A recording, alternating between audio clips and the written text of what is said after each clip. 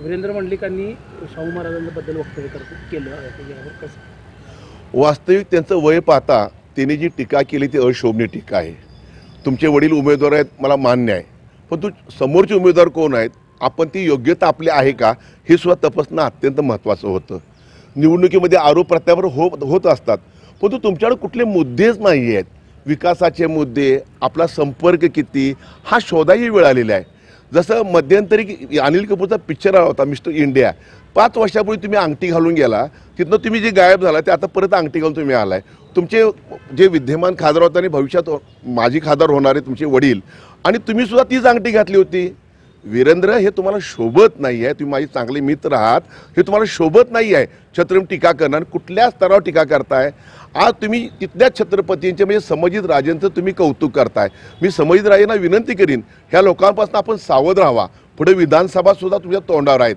आत्तापर्यंत त्यांनी बंटी पाटील साहेबांचा उपयोग करून घेतला, शिवसेनेचा आमच्या उद्धव साहेबांचा उपयोग करून घेतला, निवडून आल्यानंतर शहरात दुसरीकडे गेले.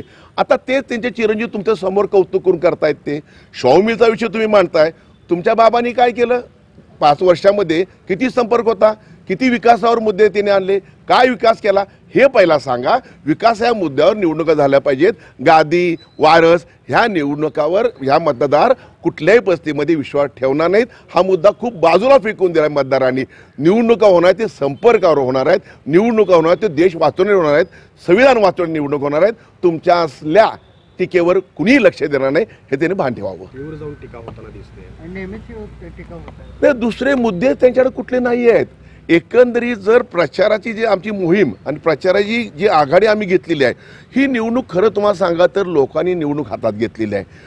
हा पराभव त्यांना दिसू लागला आणि आमचा विजय निश्चित आहे.